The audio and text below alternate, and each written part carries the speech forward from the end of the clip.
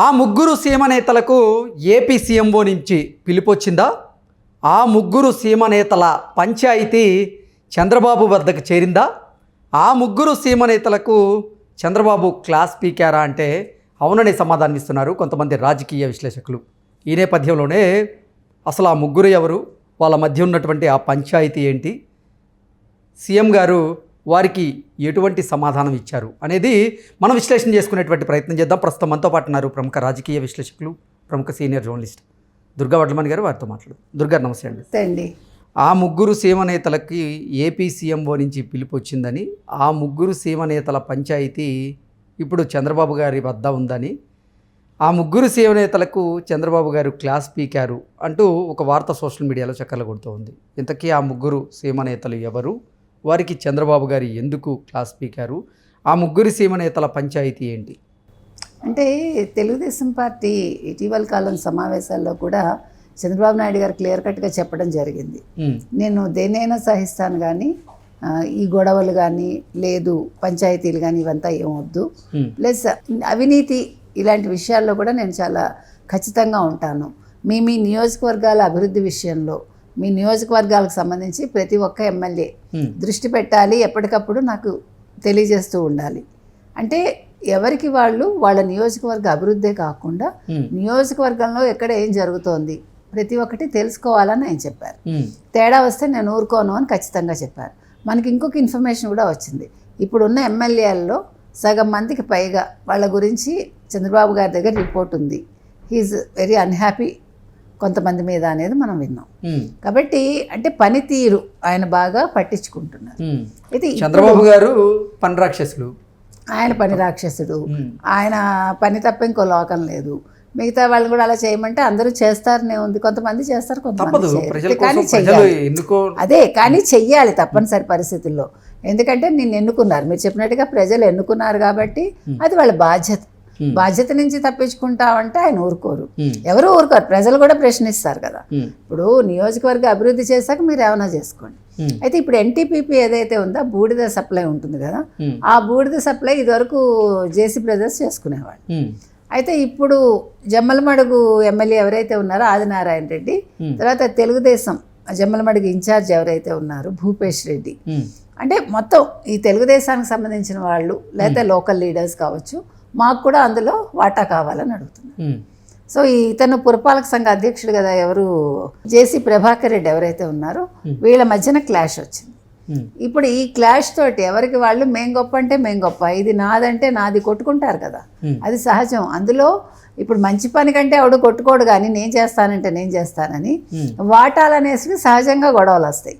ఇక్కడ ఈ బూడిద ఏదైతే పంపిణీ ఉందో ఈ పంపిణీ విషయంలో మాత్రం ఈ గొడవలు రోజు రోజుకి పెరిగిపోతున్నాయి. అంటే దీంట్లో ఇద్దరు టీడీపీ నేతలు, అలాగే మరొకరు భారతీయ జనతా పార్టీ నేత ఉన్నారు. అదే అంతే. అంటే ఆదినారాయణ రెడ్డి భారతీయ జనతా పార్టీ. మీకు ఎవరైతే ఏమిటైంది ఇక్కడ తెలుగుదేశానికి సంబంధించి, మీరు చెప్పిన భారతీయ జనతా పార్టీకి సంబంధించి, తర్వాత లోకల్ పురపాలక అధ్యక్షుడు జేసీ ప్రభాకర్ రెడ్డి. మొత్తానికి పార్టీ ఇక్కడ ప్రశ్న కంటే ముందు ఈ పార్టీ కంటే కూడా జమ్మలమడుగులో ఈ కొట్లాట గురించి ఆయన చాలా ఆగ్రహం వ్యక్తం చేశారు.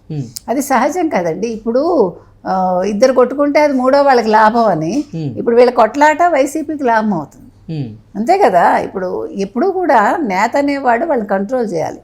అందుకని వీళ్ళకి సీఎంఓ నుంచి పిలుపు వచ్చింది, మీరు రండి పంచాయతీ తేలుద్దామని. ఇప్పుడు దీంతో ఏమైంది, అక్కడ 144 సెక్షన్ పెట్టారు. ఈ లారీలు ఎక్కడికక్కడ ఆగిపోయాయి. ఇప్పుడు సిమెంట్ తయారీలో ఇప్పుడు ఈ బూడిద వాడతారు కదా, ఈ బూడిద పంపిణీ జరగకపోవటంతో పనులు నిలిచిపోతాయి.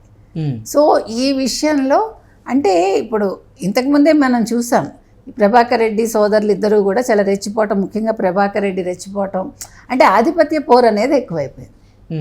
ఈ ఆధిపత్య పోరుని ఆదిలోనే తుంచేయాలి కదా, లేకపోతే ఏమవుతుంది, అది ఎలాగా చీడలాగా పాకేస్తుంది అంతా. కాబట్టి ఈ విషయంలో మాత్రం బిగినింగ్ నుంచి కూడా చంద్రబాబు నాయుడు గారు చాలా కేర్ఫుల్గా ఉన్నారు. అంటే ఈ ఒక్క నియోజకవర్గం అని కాదు, ప్రతి నియోజకవర్గం విషయంలోనూ ఆయన దృష్టి పెడుతున్నారు. ఎక్కడా కూడా అంటే పని తప్ప నాకు గొడవలు వద్దు, పని తప్ప నాకు వేరే విషయాలు వద్దు, అవినీతి చేయొద్దు, మీరెవరూ కూడా అంటే రోడ్డుకి ఎక్కద్దు. ఇప్పుడు ఏమంటే సోషల్ మీడియా యాక్టివ్ అయిపోయాక మీరు మాట్లాడినా మాట్లాడకపోయినా మీరు సోషల్ మీడియాలో ఉంటారు. అవునా కదా? ఇప్పుడు ప్రెసెంట్ సిచ్యువేషన్ అట్లా ఉంది. ఒకప్పుడు ఎప్పుడో జరిగితే అది ఎప్పటికో మనకు తెలిసేది. ఇప్పుడు ఇంకా రేపు జరుగుతుందంటే ముందే వచ్చేస్తుంది వార్త. కాబట్టి ఇప్పుడు చాలా జాగ్రత్తగా ఉండాలి. ఎమ్మెల్యేలు అనేవాళ్ళు వాళ్ళని వాళ్ళు కాపాడుకుంటూ వాళ్ళ పార్టీని కాపాడాలి. ఇక్కడ రెండు పనులు, ఒక పని కాదు. అది పార్టీ మీద ప్రభావం ఉంటుంది. కాబట్టి మీరు చెప్పిన బీజేపీ అయినా తెలుగుదేశం అయినా మరొకటైనా వాళ్ళు మాత్రం పంచాయతీకి అయితే రావాలండి. ఈ పంచాయతీలో ఏం తెలుస్తారు చంద్రబాబు నాయుడు గారు అనేది మనం చూడాలి. ఎందుకంటే ఇక్కడ ఒకళ్ళదే పెత్తనం ఉండకూడదుగా. ఇప్పుడు మేమే ఇంతకాలం బూడిద సప్లై చేస్తామంటే అందరికీ వాటా ఇవ్వాలి కదా. ఇప్పుడు ఒకడే ఎదుగుతానంటే ఎట్లా? ఎక్కడైనా అందరూ ఎదగాలి కదా. ఆ కాన్సెప్ట్ తీసుకురావాలి. అంటే ఏకఛత్రాధిపత్యం ఎక్కడా కూడా కుదరదు. అది అందరూ పంచుకోవాలి. ఇప్పుడు సంపద అనేది సృష్టించాక అది 10 మందికి వెళ్ళాలి తప్ప నేను సృష్టించా కాబట్టి నేనే పెట్టుకుంటాను, లేదా ఇంతకాలం నేను వ్యాపారం చేశాను కాబట్టి ఇది నాదే అంటే ఎట్లా కుదురుతుంది? కుదరదు కదా. కాబట్టి ఈ విషయంలో మరి చంద్రబాబు నాయుడు గారు ఎట్లా వీళ్ళని అంటే వీళ్ళకి ఎట్లా ఆగ్రహం వ్యక్తం చేశారా? డెఫినెట్గా ఆయన అందుకే కదా పిలుపు వచ్చింది అంటేనే ఆగ్రహం అని అర్థం. ఇప్పుడు మనకి పెద్దవాళ్ళ దగ్గర నుంచి పిలుపు వచ్చిందంటే అంటే మనం ఏదైనా మంచి పని చేస్తే వస్తే అది వేరే విషయం. ఇట్లా గొడవలు ఉన్నప్పుడు వాళ్ళు పిలిచారంటే ఖచ్చితంగా ఆయన ఆగ్రహంతో ఉన్నారనే కదా. అందులో చంద్రబాబు నాయుడు గారు కోపం వస్తే మామూలుగా ఉండదంటారు, మనకు తెలియదు. కాబట్టి ఇవాళ వీళ్ళు ఏం చేస్తారు ఏంటి మనం చూడాలండి. చంద్రబాబు నాయుడు గారు దీనికి ఎలా తీర్పిస్తారు ఏంటి అనేది మనం చూడాలి. ఈరోజు కలవబోతున్నారా చంద్రబాబు గారిని? కలుస్తారండి. అయితే ఇప్పుడు ఈలోగా ఏం జరిగిందంటే ఇక్కడ మనం చూస్తే కనుకైతే ఈ బూడిద తరలింపు వివాదం నేపథ్యంలో కడప తాడిపత్రి జాతీయ రహదారిలోని వైఎస్ఆర్ జిల్లా కొండాపురం మండలం కే సుగుమంచిపల్లె చెక్ పోస్ట్ దగ్గర గురువారం పోలీసులు బందోబస్తు కొనసాగించారట. అంతేకాకుండా తాళ్లప్రొద్దుటూరు ఠాణాల పరిధిలో 144 సెక్షన్ విధించారు. అసలు వీళ్ళు ముగ్గురికి అంటే వివాదం ఏంటి? ఇదేనండి బూడిదే. ఈ బూడిద తరలింపు ఇంతకాలం వాళ్ళు చేశారు. అందులో మాకు వాటా కావాలని వీళ్ళు అడుగుతున్నారు. ఆదినారాయణ రెడ్డి అండ్ తెలుగుదేశం ఇన్ఛార్జ్ భూపేష్ రెడ్డి వీళ్ళు.